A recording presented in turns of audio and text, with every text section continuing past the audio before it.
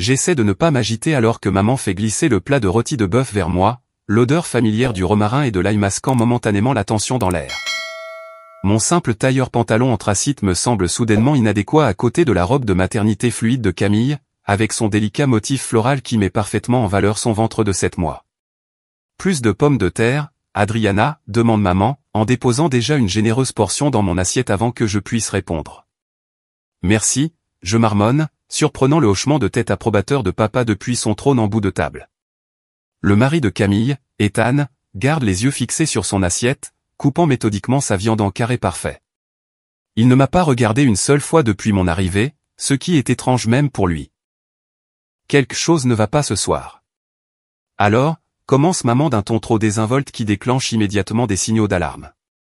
René de la comptabilité a mentionné que votre équipe a décroché le compte Westbrook. Je me fige en pleine bouchée. Comment connais-tu René? Oh, elle est dans mon club de jardinage maintenant. Une femme si charmante, maman agite la main avec dédain. Elle a mentionné que tu as reçu une prime assez substantielle. 18 000 $. Nous sommes si fiers de toi, ma chérie. Le rôti de bœuf se transforme en sueur dans ma bouche. Je ne leur ai jamais parlé de ma prime. Jamais. Cette information était privée, ma petite victoire après 3 ans de semaine de travail de 60 heures, de vacances manquées et de déjeuner sauté. Je commence, mais papa me coupe la parole. Un timing parfait, annonce-t-il, en posant sa fourchette avec un tintement qui fait taire la table. Adriana va sponsoriser la fête prénatale de Camille. Ma fourchette se fige à mi-chemin de ma bouche. Le temps semble s'arrêter alors que les mots flottent dans l'air entre nous. Je regarde le visage expectant de papa, le sourire satisfait de maman, et l'expression de Camille, une satisfaction béate à peine dissimulée sous un vernis de surprise reconnaissante. Quoi? Le mot sort comme un murmure. C'est si généreux de ta part, s'extasie Camille, en posant une main sur son ventre arrondi. Nous étions si inquiets de ne pas pouvoir donner à ce bébé l'accueil qu'elle mérite. Je fixe ma sœur, mon esprit revenant à un jour d'été il y a 20 ans. Moi, à 8 ans, le nez collé à la vitre de la fenêtre, regardant une douzaine de petites filles en robe de fête tournoyer dans notre jardin. Des serpentins pendaient de chaque arbre. Un clown professionnel faisait des animaux en ballon tandis qu'un photographe capturait chaque instant de l'extravagance du 10e anniversaire de Camille. 2 mois plus tard, pour mon anniversaire, maman avait commandé une petite pizza au pepperoni. Finis tes devoirs avant de manger, avait insisté papa, levant à peine les yeux de son journal. Pas de fête, pas d'amis, juste une seule bougie plantée dans une part de pizza et une paire de chaussures pratiques en guise de cadeau. Nous devons économiser, avait-il expliqué quand j'ai demandé pourquoi Camille prenait des cours de danse pendant que je restais à la maison, pourquoi Camille avait un appareil dentaire pendant que j'apprenais à sourire les lèvres fermées, pourquoi Camille avait eu une voiture pour son diplôme pendant que je prenais le bus pour mon travail à temps partiel, économisant chaque centime pour l'avenir qu'il disait que je devrais construire pour moi-même. Le Rosewood Ballroom propose le plus beau forfait, poursuit papa, interprétant mal mon silence comme un accord. 10 000 $ couvre tout, traiteur, décoration, photographe. Tout compris. Tout compris. Mes doigts se resserrent sur ma fourchette. 10 000 $. Près des 2/3 de ma prime, s'évanouissant avant même que j'aie décidé quoi en faire. L'argent qui représente des centaines de nuits tardives, des milliers de moments manqués. Regarde ces photos, dit Camille en faisant glisser son téléphone sur la table. N'est-ce pas magnifique? Nous avons déjà choisi le thème des couleurs. Je lève les yeux du téléphone pour voir Ethan s'agiter mal à l'aise sur sa chaise. Il y a quelque chose dans son expression, de la culpabilité peut-être, qui me dit qu'il n'est pas non plus entièrement à l'aise avec cette embuscade. Je n'ai accepté rien du tout, je dis enfin, ma voix semblant distante même à mes propres oreilles. Maman rit légèrement. Ne sois pas idiote, Adriana. Bien sûr que tu feras ça pour ta sœur. La famille passe avant tout. Le trajet du retour est un flou, mes jointures blanches sur le volant. La pluie commence à tomber, crépitant contre le pare-brise, au rythme de mes pensées qui s'emballent. Je me gare devant mon immeuble, petit mais à moi, acheté avec des années d'économie prudente pendant que mes collègues emménageaient dans des locations de luxe. À l'intérieur, j'enlève mes chaussures et je m'enfonce dans mon canapé, la seule folie que je me sois permise en emménageant. La notification de mon téléphone sonne comme une accusation. Avec des doigts tremblants, j'ouvre Facebook pour voir la publication de Camille qui recueille déjà des j'aime. Tellement béni d'annoncer que mon incroyable sœur Adriana nous organise la fête prénatale de nos rêves au Rosewood Ballroom. Meilleur tata amour familial fête prénatale. Les commentaires affluent en dessous, félicitations. Quelle générosité! Quelle merveilleuse tante! Je fixe l'écran, une froide prise de conscience s'installant dans mon estomac. Ils m'ont piégé. Refuser maintenant ferait de moi la méchante dans une histoire qu'ils ont déjà écrite, avec un rôle qu'ils ont décidé que je devrais jouer. Comme toujours. Le lendemain matin, le téléphone sonne à 7h30 précise, juste au moment où je sors de la douche. Je sais déjà qui c'est avant de vérifier l'identifiant de l'appelant. Salut, maman, je réponds, en coinçant le téléphone entre mon oreille et mon épaule tout en me séchant les cheveux avec une serviette. Je prends juste de tes nouvelles, ma chérie, gazouille-t-elle, sa voix mielleuse d'une fausse décontraction. As-tu bien dormi? Bien, je mens. J'ai passé ma nuit à regarder le plafond, à calculer combien d'heures supplémentaires représentent ces $10 000. 416, pour être exact. 52 journées de 8 heures de ma vie. Bien, bien. Je pensais au menu de la fête. Le Rosewood propose une option brunch et une option thé de l'après-midi. Elle fait une pause, attendant mon enthousiasme. Comme il ne vient pas, elle ajoute, Camille penche pour les sandwichs, mais avec son état, elle a besoin des protéines de l'option brunch. Je ne dis rien, regardant les gouttes d'eau dévaler le miroir de ma salle de bain. Adriana, tu m'écoutes? Je n'ai pas accepté ça, maman. Son rire teinte au téléphone comme du verre brisé. Ne sois pas difficile, ma chérie. Ton père passe à ton bureau aujourd'hui avec les brochures. L'appel se termine avant que je puisse protester. Je saisis le bord du lavabo, les jointures blanchissant alors que je regarde mon reflet. La femme qui me regarde semble calme, contrôler le masque que j'ai perfectionné depuis l'enfance. Au travail, je suis en train d'examiner les prévisions trimestrielles lorsque Jessica passe la tête. Quelqu'un est là pour te voir, ton père. Mon estomac se noue. Merci. Papa se tient dans la zone de réception, son bronzage de golf faisant paraître ses dents anormalement blanches quand il sourit. Sous son bras, une mallette en cuir est bombée de ce que je sais être les brochures promises. Journée chargée? Demande-t-il, s'installant dans le fauteuil en face de mon bureau sans attendre d'invitation. Toujours. Il fait glisser la mallette sur mon bureau comme s'il concluait une affaire. Martha et moi avons pris la liberté de restreindre les options. À l'intérieur se trouvent des photos glacées du Rosewood Ballroom drapées de divers pastels, des centres de table élaborés et des serviettes imprimées sur mesure. Agrafée à la dernière page se trouve une facture détaillée de $10 000 avec mon nom déjà inscrit comme partie responsable. Vous avez déjà fait la consultation, je dis, la déclaration plate. Naturellement. Le lieu se réserve rapidement. Ces forfaits partent vite. Il tapote la facture avec son doigt manucuré. La date limite pour la compte est le 15 octobre. C'est dans 3 semaines. Correct. Il se lève, en redressant son polo de golf. Camille est très excitée. Elle appelle ça la première fête de sa fille. Après son départ, Jessica me trouve en train de fixer mon écran d'ordinateur d'un air absent. Tout va bien? Demande-t-elle, en posant un café sur mon bureau. Ma famille s'attend à ce que je dépense $10 000 pour la fête prénatale de ma sœur. Les sourcils de Jessica se haussent. La même sœur qui a posté cette séance photo de fiançailles ridiculement déplacée sur un yacht l'année dernière? Je hoche la tête, me souvenant de la légende de Camille pour ses photos, les rêves deviennent réalité quand on est le plus aimé. La comparaison implicite m'avait piqué à l'époque. Elle me pique maintenant. C'est insensé, dit Jessica. Dis leur non. Si seulement c'était aussi simple. Ils l'ont déjà annoncé en ligne, pris des rendez-vous, choisi un lieu. Jessica se perche sur le bord de mon bureau. Alors c'est leur problème, pas le tien. Ces mots flottent dans l'air entre nous, un concept étranger que j'ai à peine du mal à saisir. Ce soir-là, je trouve une enveloppe dans ma boîte aux lettres. À l'intérieur, une note manuscrite de Camille, accompagnée d'une photo d'échographie. La petite fille aime déjà sa tante Adriana. Nous sommes si bénis que tu lui donnes l'accueil qu'elle mérite. Le Rosewood a besoin des informations de ta carte de crédit pour la compte. Maman a dit que ça ne te dérangerait pas si nous utilisions celles qu'ils ont dans leur dossier du dîner d'anniversaire de papa. Je t'aime. Mon téléphone sonne avec un texto de ma cousine, tellement excitée pour la fête de Camille. Mon vol atterrit à 14 h ce samedi-là. Peux-tu venir me chercher, ou devrais-je prendre un Uber jusqu'au lieu de la fête? Les murs se referment sur moi alors que je réalise à quel point ils m'ont complètement piégé.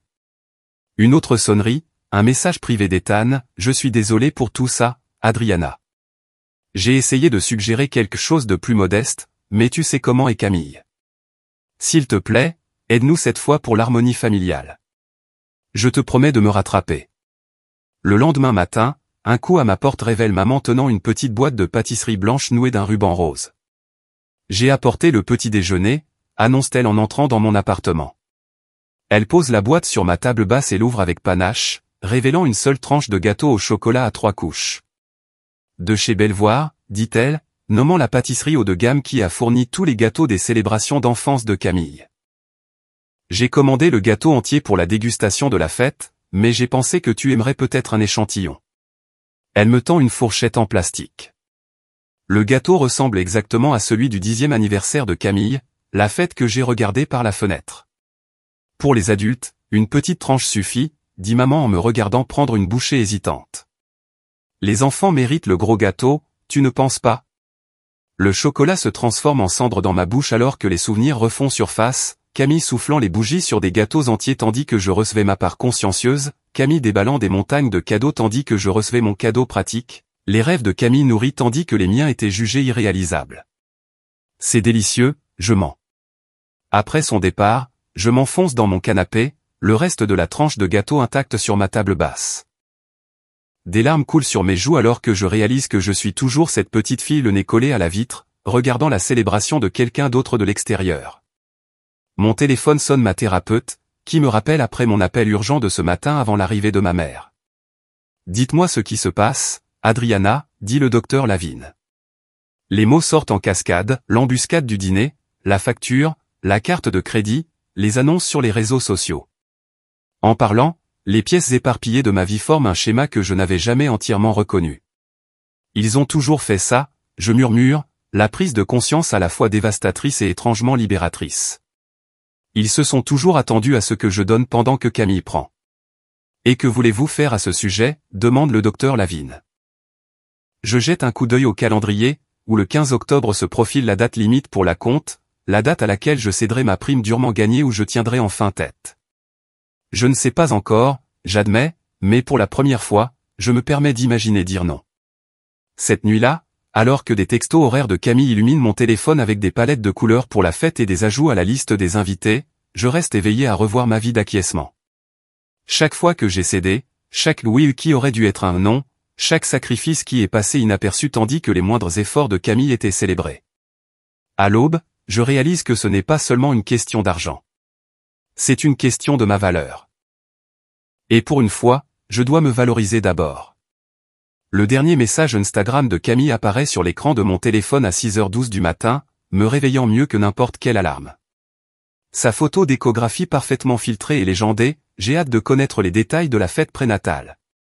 Le cadeau spécial de tante Adriana va rendre cette célébration inoubliable. Bénie famille tante généreuse. Je fixe le plafond, comptant les fissures capillaires que j'ai mémorisées au cours des nuits blanches. 47 commentaires déjà, chacun une autre brique dans cette prison qu'ils construisent autour de moi. Au travail plus tard ce matin-là, mon téléphone vibre à nouveau. Un texto de Jessica, est-ce que ta mère vient d'appeler le bureau pour demander mon aide pour des éléments surprises pour une fête? La trahison brûle à nouveau. Ils s'immiscent maintenant dans tous les coins de ma vie. La matinée s'écoule dans un brouillard de feuilles de calcul et d'appels de clients. Au déjeuner, ma patronne, Diane, s'arrête à mon bureau, l'inquiétude plissant son front. Robert Reynolds était dans le hall plus tôt, il a dit qu'il devait déposer quelque chose pour toi. Mon estomac se tord. Mon père? Elle hoche la tête, faisant glisser une brochure glacée sur mon bureau. A mentionné quelque chose à propos de ton engagement envers ses copains de golf. Tout va bien? La brochure du Rosewood Ballroom brille sous les néons. Quelqu'un a entouré utilement les prix des forfaits au marqueur rouge. Des histoires de famille, je marmonne, en la fourrant dans mon tiroir. Rien d'important. De retour à mon appartement ce soir-là, je sors le tiroir du bas de mon classeur. Sous les déclarations de revenus et les polices d'assurance se trouve un simple dossier en manille. À l'intérieur, l'acte de propriété de mon appartement. Je trace ma signature sur le document. Il y a 2 ans, l'acompte représentait 1842 heures supplémentaires, des week-ends où Camille publiait des photos de vacances à la plage, des vacances passées seules avec des dîners au micro-ondes pendant qu'ils se réunissaient sans moi. Trop petit, avait dit maman lors de sa première visite. Pourquoi ne pas louer quelque chose de plus agréable en attendant? Un tel gaspillage d'acheter avant d'être installé avec une famille, avait ajouté papa, ne prenant pas la peine de cacher sa déception. Je sors ma calculatrice de travail. 10 000 $. Exactement combien d'heures de ma vie? Combien de déjeuners sautés et de rendez-vous chez le médecin reportés? Mes doigts trouvent la petite photo glissée dans la poche du dossier, moi, le jour de mes 25 ans, debout seul dans ma cuisine. Un gâteau au chocolat entier avec un glaçage épais est posé devant moi, le premier gâteau entier que je me sois jamais acheté juste pour moi. Pas de tranche, pas de partage. Le mien. Maman avait appelé ce soir-là, à ton âge, j'élevais une famille, je ne jouais pas à la dinette seule. J'avais coupé une fine tranche de gâteau après avoir raccroché. Les vieilles habitudes ont la vie dure. Le lendemain matin, Diane m'appelle dans son bureau. Je m'attends à des questions sur le compte Westbrook, mais au lieu de cela, elle me désigne le fauteuil en face d'elle. Ma sœur a essayé la même chose quand j'ai eu ma première prime, dit-elle sans préambule. Elle avait soudainement besoin d'aide pour le fonds d'études de ma nièce. Mon visage brûle. Je ne. La famille pense que ton argent leur appartient parce qu'ils t'ont fait, elle se penche en avant. Mais tu t'es faite toi-même, Adriana. Cette prime? Tu as gagné chaque centime grâce à un travail qu'ils n'ont jamais vu ni apprécié. Ces paroles me suivent toute la journée, résonnant alors que je pousse la porte du Magnolia Café, où maman et Camille me tendent une embuscade l'après-midi suivant. Elles ont déjà pris une table d'angle, des échantillons de tissu et de ruban étalés sur la surface. Nous avons choisi le vert sauge avec des accents dorés, annonce Camille alors que je glisse sur la chaise en face d'elle. Le calligraphe a besoin du nombre final d'invités d'ici vendredi. Maman pousse un exemple d'invitation vers moi, mon nom bien en vue en tant que hôte, une liste de prix agrafée au dos. Je fixe le papier délicat, sentant les murs se refermer, la toile qu'elles ont tissée si soigneusement autour de moi, chaque fil une autre attente, une autre supposition. Avez-vous déjà pensé à ce que je pourrais vouloir faire de ma prime? La question m'échappe tranquillement. Elles se figent toutes les deux. Maman se reprend la première avec un rire étudié. Ne sois pas idiote, ma chérie. Pourquoi en aurais-tu besoin? Tu n'as pas d'enfant à charge. La simple vérité de cela reste en suspens dans l'air entre nous. Je n'ai pas autant d'importance parce que je n'ai pas produit la prochaine génération. Ma valeur est mesurée uniquement par ce que je peux fournir aux autres. Je vais aux toilettes, dis-je en me levant brusquement. Au lieu de cela, je sors directement du café, ignorant leurs appels derrière moi. Pour la première fois de ma vie, je les laisse en plein milieu d'une phrase. De retour à mon appartement, Jessica m'aide à rédiger des réponses au barrage de textos de parents. Reste simple, conseille-t-elle. Pas de jade, justifier, argumenter, défendre, expliquer. Juste je n'organiserai pas la fête, en boucle. Ma thérapeute, le docteur Kelly, joue les scénarios de confrontation qui me terrifient le plus.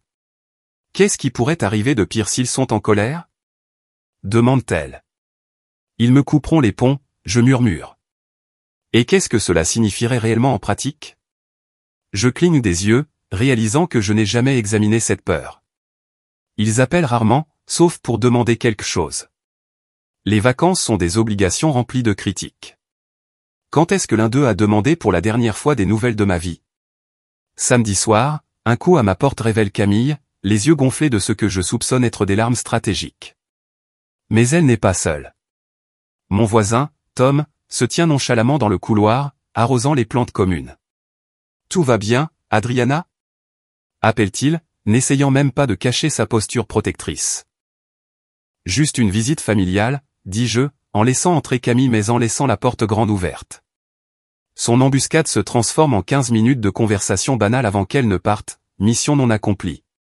Dimanche matin, j'entre dans la pâtisserie Sweet Dream avec une photo sur mon téléphone, le même gâteau de château de princesse orné de la fête du 10e anniversaire de Camille, jusqu'aux délicates fleurs en sucré au pont-levis miniature. Pouvez-vous recréer ceci, je demande au pâtissier, mais juste pour une personne? Ce soir-là, je suis assise à ma table de cuisine. Le gâteau, une réplique exacte du chef-d'œuvre d'enfance de Camille, brille sous les lumières de mon appartement. Je coupe une tranche généreuse, le couteau glissant à travers les couches de vanille et de garniture à la framboise. La première bouchée fond sur ma langue. Je ferme les yeux, savourant la douceur sans culpabilité ni obligation. Je prends une photo du gâteau avec ma tranche bien en évidence. Un instant, mon doigt plane au-dessus du bouton de partage, puis je l'enregistre dans mon album privé à la place.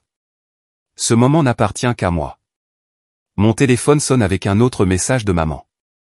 Je le retourne face contre table sans le lire. La vérité s'installe autour de moi, substantielle comme les murs de mon petit appartement, solide comme l'acte de propriété dans mon classeur. J'ai passé une vie à accepter les miettes de leur table, croyant que je ne méritais rien de plus. Mais j'ai construit cette forteresse moi-même, brique par brique. Et entre ces murs, c'est moi qui fais les règles. Je coupe une autre tranche de gâteau, encore plus grosse que la première. Lundi matin, le tableur brille sur l'écran de mon ordinateur portable. Chaque ligne est un témoignage d'années de déséquilibre financier. Colonne A, la date. Colonne B, la demande. Colonne C, le montant. Colonne D, ce que Camille a reçu dans la même période. 3 000 $ pour la fête de remise de diplôme de Camille, 2 cents pour ma carte, je marmonne, les doigts volants sur le clavier. 5 000 $ pour le mariage de Camille, mon invitation est arrivée en retard. Je suis à ça depuis des heures, fouillant les relevés bancaires et les registres de cartes de crédit comme un archéologue exhumant la preuve d'une civilisation oubliée. La civilisation d'Adriana Reynolds, le distributeur automatique familial. Mon téléphone vibre maman, encore, le 6e appel aujourd'hui. Je le mets en sourdine sans regarder et je retourne à mon tableur. Les chiffres ne mentent pas. Ils ne l'ont jamais fait. Le décompte final me noue l'estomac. 37 842 $ au cours des 10 dernières années. Près de 40 000 $ de mon argent durement gagné ont été canalisés vers l'enfant prodige pendant que je vivais de ramen et faisais des heures supplémentaires. J'ouvre un nouveau document et commence à taper. À ma famille, après mûre réflexion, je ne financerai pas la fête prénatale de Camille au Rosewood Ballroom ou dans tout autre lieu. Ce n'est pas négociable. Merci d'avoir regardé. Mes décisions financières ne regardent que moi. Toute tentative supplémentaire de me faire pression entraînera une rupture complète de la communication. Adriana. Je le relis 3 fois avant d'appuyer sur envoyer. Pas de justification, pas d'excuses, juste des faits et des limites. Au moment où je clique sur envoyer, je me sens plus légère, d'une certaine manière. 1 heure plus tard, la sonnette retentit. Papa se tient sur mon seuil, le visage rouge au-dessus de son polo de golf. Il n'attend pas d'invitation, me bousculant pour entrer dans mon salon. C'est quoi ces bêtises? Il agite son téléphone vers moi. Ta mère est en larmes. Je pensais ce que j'ai écrit, dis-je, surprise par la fermeté de ma voix. Ce n'est pas comme ça que nous t'avons élevé. Il arpente mon petit salon, examinant mes biens avec une désapprobation évidente. La famille soutient la famille. La famille? Exactement, dis-je. Quand est-ce que ma famille m'a soutenu? Il s'arrête, la bouche s'ouvrant puis se fermant. Pour la première fois de ma vie, mon père n'a pas de réponse toute faite. J'ai une réunion avec un client, dis-je en tenant la porte ouverte. Je dois partir pour le travail cet après-midi. Ses yeux se rétrécissent. Ce n'est pas fini. En fait, si. Au travail, je crée un nouveau dossier de courriel intitulé Famille et je mets en place des règles de transfert automatique. Chaque message contenant un fait, égoïste ou ta sœur est filtré hors de ma boîte de réception principale. Jessica de la comptabilité remarque mes clics déterminés. Drame familial, demande-t-elle en s'appuyant contre ma cabine. Exploitation financière familiale, la corrige-je, ressentant une étrange libération en le disant à voix haute. Mon téléphone vibre avec un texto d'un numéro que je ne reconnais pas, c'est Cathy Miller. Tu te souviens de moi du lycée? Ta mère a appelé au sujet de la fête de Camille. Je bloque le numéro sans répondre et j'ajoute une autre règle à mon filtre de courriel. À l'heure du déjeuner, Camille a posté un selfie en larmes sur Instagram. Dévasté que certaines personnes se soucient plus de l'argent que de la famille. S'il vous plaît, priez pour ma petite fille qui mérite d'être célébrée. Abandonnée pendant la grossesse, cœur brisé. Les commentaires affluent. Tellement désolé. Comment quelqu'un pourrait-il te faire ça? La famille devrait passer en premier. Je ferme l'application et prends une profonde inspiration. Mes réponses répétées me reviennent en tête comme un scénario bien rodé. J'ai anticipé chaque tentative de culpabilisation, me suis préparé à chaque tactique de manipulation. Mon téléphone vibre à nouveau. Ethan. La carte de crédit est au maximum. Nous ne pouvons pas payer le loyer ce mois-ci. S'il te plaît, Adriana, juste cette fois. Je fixe son message. Une froide prise de conscience m'envahit. Il ne s'agit pas seulement d'une fête prénatale. Ils sont en train de se noyer financièrement et je suis leur seule bouée de sauvetage. Je suis désolé pour votre situation, je réponds. Je peux vous recommander un conseiller financier. NON. 3 points apparaissent, disparaissent, réapparaissent. Finalement, Robert et Martha viennent au Wild Sage Café ce soir. Ils savent que tu y seras. S'il te plaît, ne fais pas de scène. J'ai presque ri. Ils s'inquiètent que je fasse une scène. Le Wild Sage est mon rituel, mon plaisir hebdomadaire. Une table de coin tranquille, le saumon sur planche de cèdre et 1 heure avec un bon livre. J'envisage d'annuler, de manger des ramen au micro-ondes à la maison à la place. Non, je refuse de me cacher. Ils attendent quand j'arrive après le travail. Maman, papa et Camille, blottis à une table pour 4 près des fenêtres. Les yeux de Camille sont cerclés de rouge, une main posée protectricement sur son ventre arrondi. Maman agite frénétiquement la main quand elle me repère. Adriana, par ici, ma chérie. Plusieurs clients se tournent pour regarder alors que je me dirige délibérément vers ma table de coin habituelle et que je m'assieds. Ils échangent des regards avant de migrer vers ma table comme une petite armée déterminée. Maman se glisse sur la chaise en face de moi. Papa se tient au bord de la table, bloquant ma sortie. Camille plane à ses côtés, reniflant de manière dramatique. Tu as toujours été jalouse de moi, dit-elle, sa voix calibrée pour porter. Même maintenant, tu ne supportes pas que je fonde une famille alors que tu es seule. Un couple de personnes âgées à la table voisine se retourne, écoutant clairement. Il ne s'agit pas de jalousie, dis-je, en gardant ma voix égale. Il s'agit de 10 000 $. Ce n'est que de l'argent, siffle maman. La famille, c'est pour toujours. Je ne paie pas 10 000 $ pour une fête que je n'ai pas organisée, dis-je, les mots sortant plus clairs et plus forts que je ne l'aurais cru. Ni maintenant, ni jamais. Papa se penche en avant, sa voix baissant jusqu'à un grondement menaçant. Espèce de petite ingrate. Le serveur interrompt. Est-ce que tout va bien ici? Discussion familiale, dit papa avec dédain.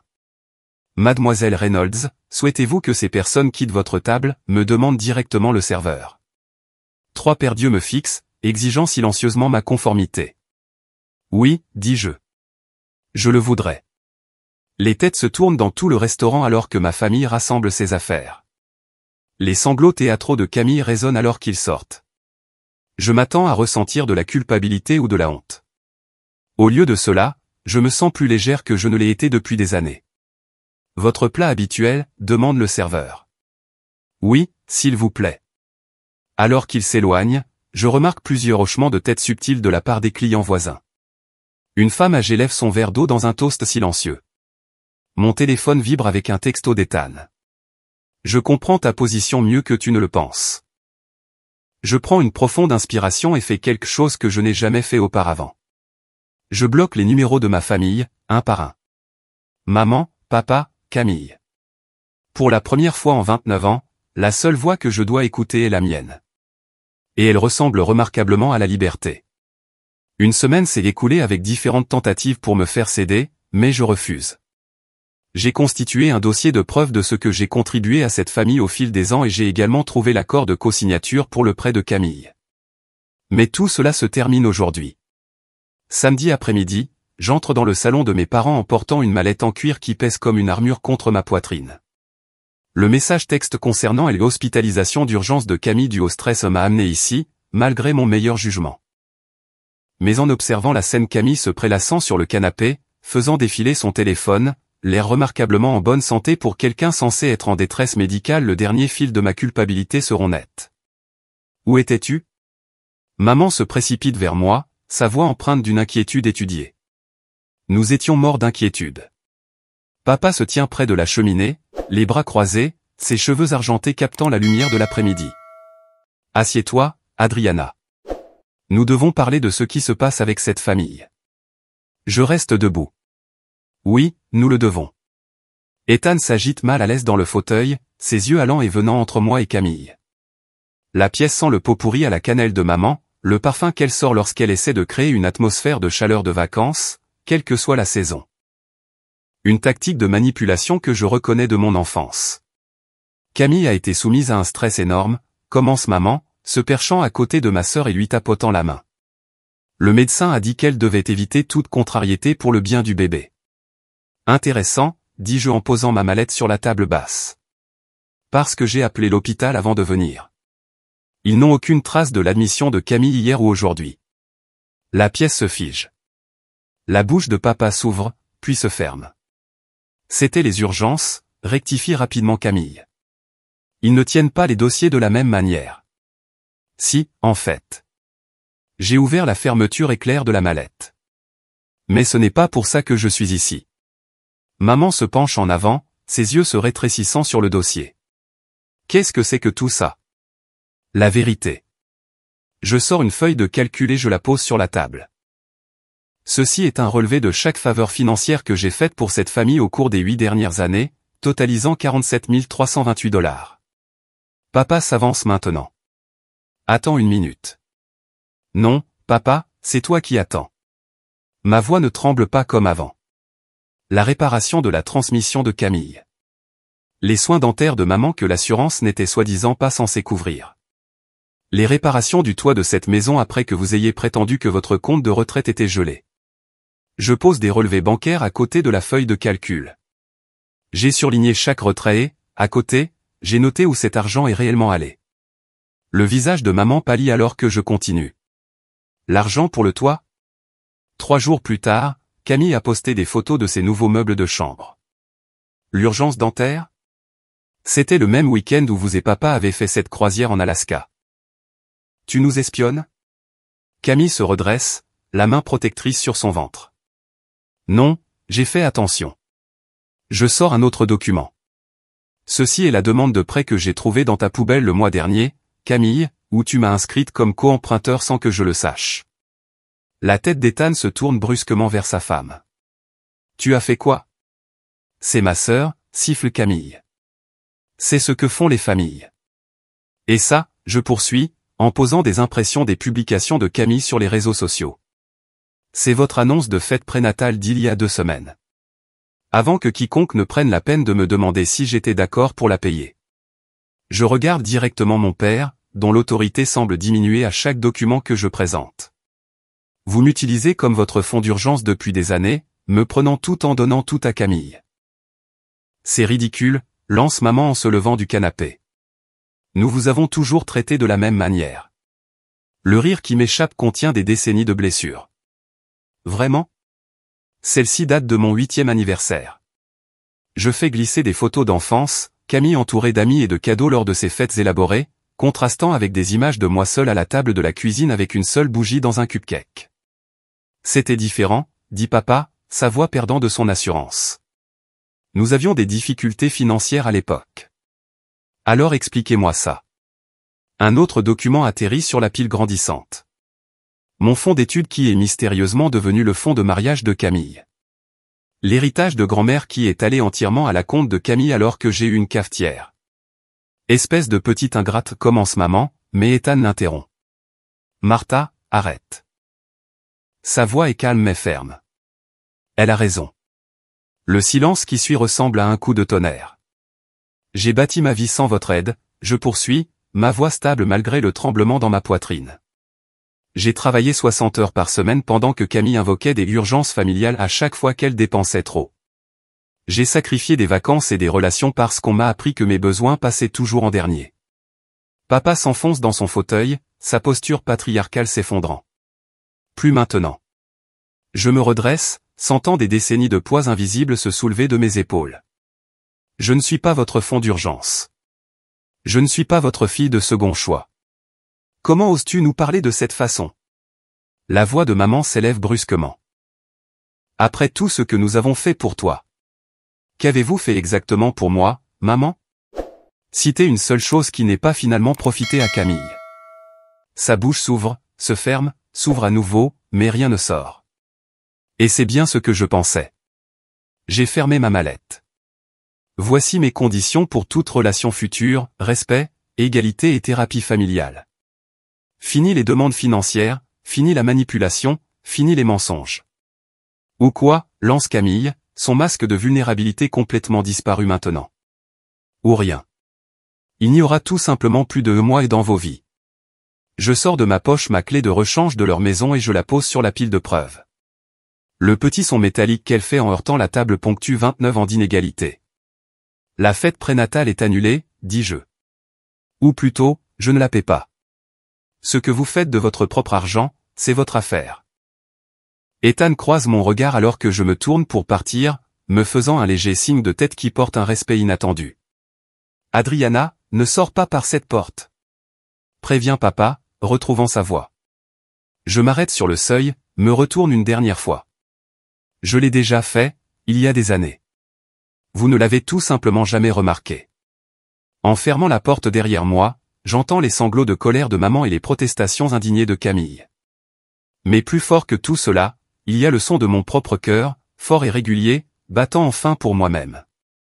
6 mois plus tard, j'accroche la dernière photo encadrée sur le mur de mon salon et je recule pour l'admirer.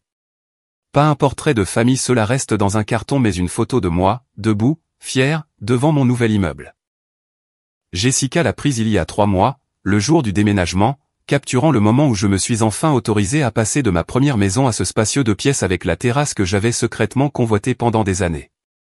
Endroit parfait, crie Tom depuis la cuisine, où il arrange des amuse-gueules pour ma pendaison de crémaillère. Le soleil printanier entre à flot par des fenêtres 2 fois plus grandes que celles de mon ancien logement.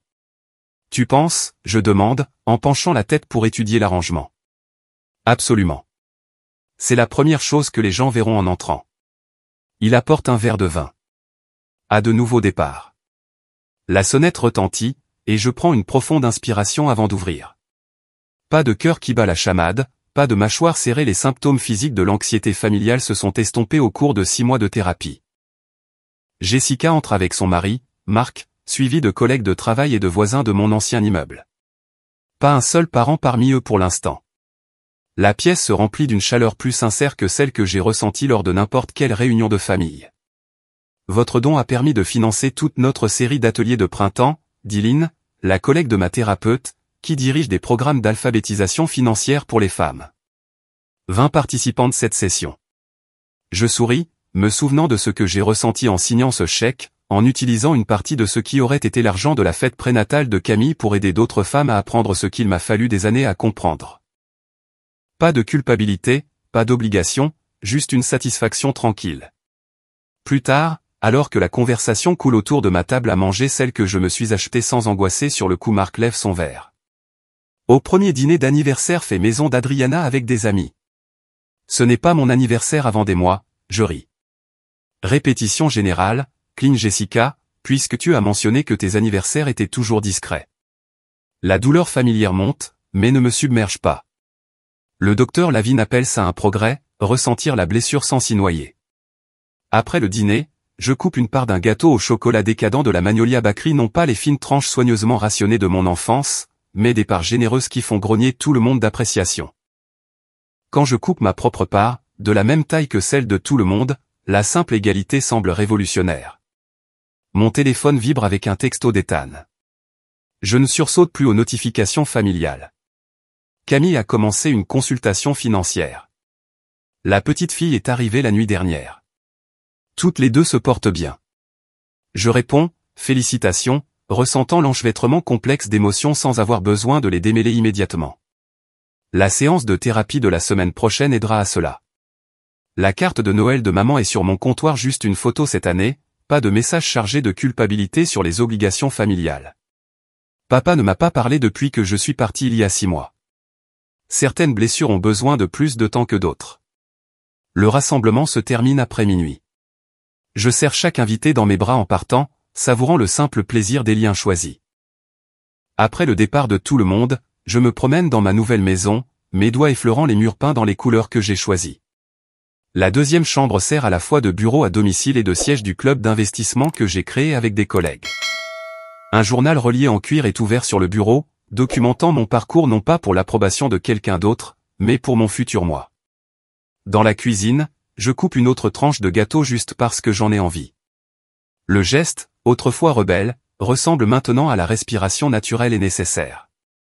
Je retourne dans le salon et je touche le cadre qui contient ma photo, non pas celle que mes parents voulaient que je sois, mais la femme que j'ai choisi de devenir. Certaines personnes ne vous apprécieront que lorsque vous vous apprécierez vous-même en premier, je murmure à la pièce vide qui semble tout sauf.